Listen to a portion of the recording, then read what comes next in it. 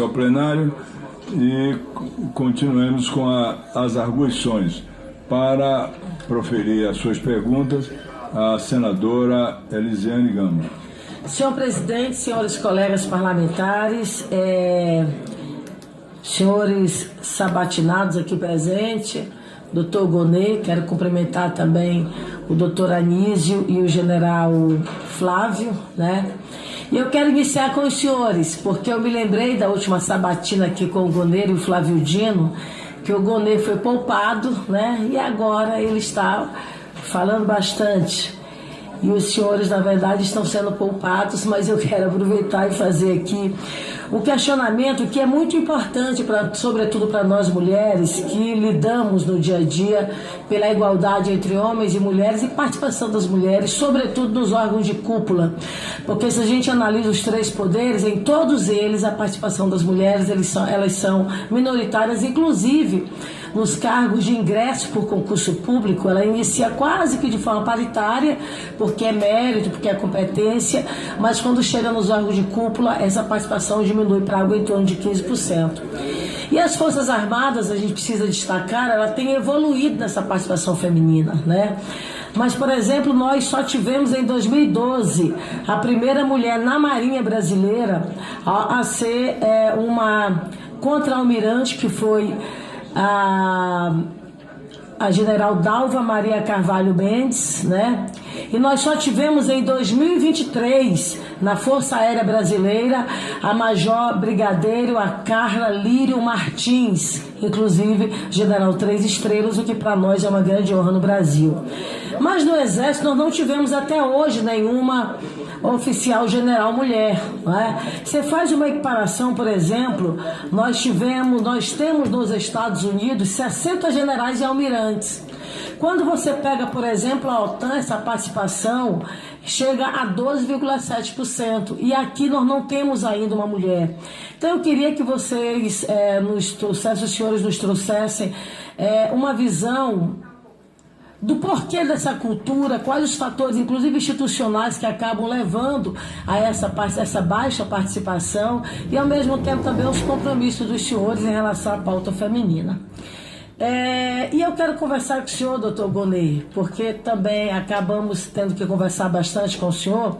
Inicio lhe parabenizando pela sua postura. Vossa Excelência, nesta casa, demonstra claramente seu comprometimento com a ciência brasileira e também com a democracia do país.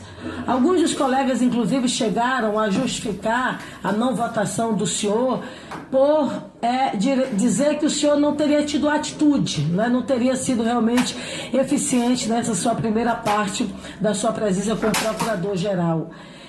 Mas eu quero iniciar primeiramente lhe parabenizando pelo apoiamento dos seus pares. E aí o senhor coloca, inclusive, destacando aqui a presença dos seus pares. Mas eu queria rememorar o que nós vivenciamos com o seu antecessor. Nós tivemos aqui nesta casa uma CPI também, foi a CPI da Covid, que teve um destaque nacional e internacional, porque vivenciamos nesta geração, infelizmente, a maior crise de saúde pública do país e do melhor do mundo, né? Quando no Brasil teve aí 700 mil pessoas, infelizmente, né, que vieram a óbito no Brasil, claramente numa ação de obstrução da política de saúde pública no Brasil. O colega citou há algum tempo atrás aqui sobre o que nós acompanhamos em Manaus, porque lá as pessoas não morreram só pela falta da vacina, mas também porque o oxigênio não chegou lá. E ele lembrou, inclusive, de veículos que não conseguiram chegar até lá, mas é bom lembrar que o governo anterior negou uma parceria com o governo americano de uso de aeronaves para levar o oxigênio até aquele estado, até aquela cidade, precisamente Manaus. E o resultado foi o que nós acompanhamos. E aí você vai vendo, por exemplo, uma obstrução, porque somente esta CPI, com um trabalho probo e intenso, forçou o ex-presidente Bolsonaro a estabelecer a vacina no nosso país. E ali naquela CPI, aliás, um documento extremamente robusto, houve um indiciamento de 80 pessoas, 78 pessoas físicas e 2 pessoas jurídicas, E foi um relatório consolidado. Renan está aqui, que fez um relatório extremamente robusto. Todos nós participamos, inclusive com a presença das mulheres, porque o senador Omar impôs a presença nossa, minha, de Soraya, da Simone Tebet e de tantas outras senadoras aqui, e que nós contribuímos para aquele relatório. Mas esse relatório, quando chegou nas mãos do ex-procurador-geral da República, Soraya querida, ele foi arquivado. Um relatório que, se fosse considerado a pena aqueles realmente que procederam esse tipo de obstrução, deveriam, e naturalmente eles deveriam ter recebido uma pena ainda maior. Mas não houve, por parte do fiscal maior da lei brasileira, o Procurador-Geral da República, uma ação enérgica em relação àqueles casos. Tantos fatos que nós poderíamos citar aqui, no caso específico da Covid-19.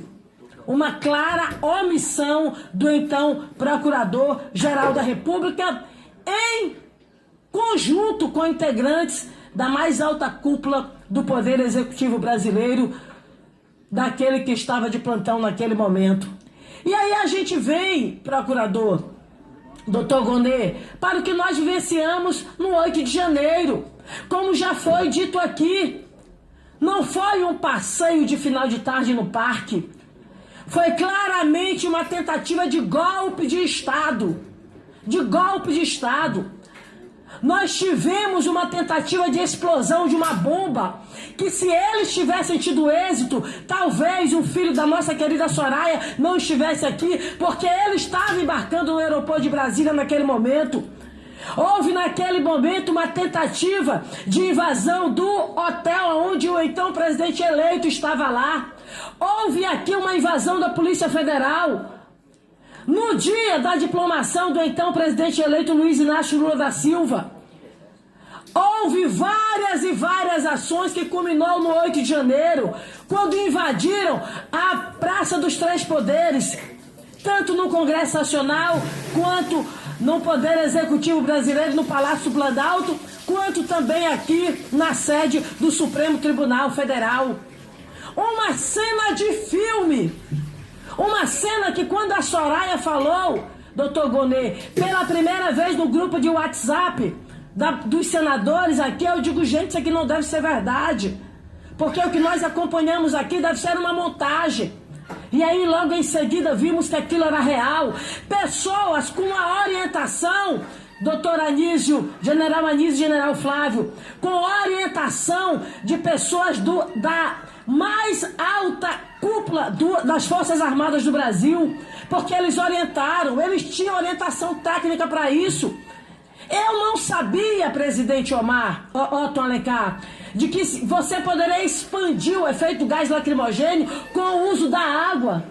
Eles vieram para cá orientados pelos chamados kids pretos, pagos pela sociedade brasileira para ter orientação para enfrentar uma possível guerra ou outra coisa que o valha no Brasil. Eles orientaram as pessoas que vieram para cá, usaram bolinha de gude de ferro para quebrar as vidraças e os vidros aqui do Congresso Nacional.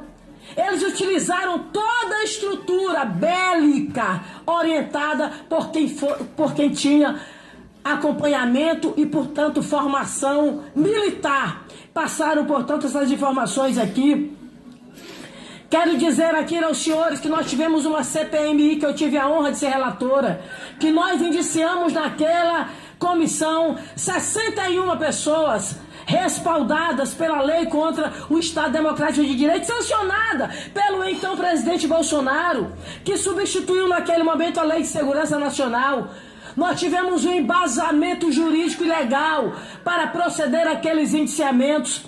E aqui eu quero dizer que, para além disso, houve também uma tentativa de quê? De assassinato. Não foi só apenas a tentativa ou quebra-quebra aqui na sede dos poderes do Brasil. Houve uma tentativa de assassinato do presidente Luiz Inácio Lula da Silva, do ministro Alexandre de Moraes, ameaça ao presidente do Congresso Nacional, aqui nesta casa, senador Rodrigo Pacheco, que está aqui conosco. talvez se fosse efetivado, nós não estaríamos aqui com o presidente Rodrigo Pacheco. Venham me dizer que para estes casos nós precisamos ter anistia ampla, geral e restrita? Jamais, meus senhores colegas parlamentares. Se fizermos isso, estaremos endossando uma prática e a possibilidade de ela vir se repetir na sociedade brasileira. É claro, uma dosimetria, claro que a pena tem que ser à altura daquele delito, mas dizer que todos precisam ser anistiados, jamais isso poderá acontecer na sociedade brasileira, porque isso poderá ser repetido mais uma vez no nosso país. E eu quero finalizar dizendo ao doutor Gonê, pelo seu compromisso com a democracia brasileira, pelo seu compromisso com a Constituição brasileira, pelo seu compromisso com as suas prerrogativas, Vossa Excelência recebeu, já finalizando, meu presidente Otto Alencar, Vossa Excelência recebeu o conjunto probatório da CPMI. Como Vossa Excelência acompanha o conjunto probatório das demais instâncias de investigação e tem utilizado e aproveitado todo esse conjunto de informações para as decisões que passam pela Procuradoria-Geral da República. Isso é compromisso com a democracia brasileira, isso é compromisso com a Constituição brasileira. E nesse sentido, doutor Gonê, durma em paz com a sua esposa e com seus filhos. Vossa Excelência cumpriu e cumpre o papel do cidadão brasileiro como cidadão, como de um agente público e como aquele que está, como eu disse, na mais alta posição da carreira do Ministério Público brasileiro, ao lado dos seus colegas aqui presentes. É por isso que não apenas votarei, como já votei, como também torço para que Vossa Excelência saia daqui homologado desta comissão, mas sobretudo seja aprovado daqui a pouquinho no plenário do Senado Federal. Agradeço a Vossa Excelência. Com a palavra, a senadora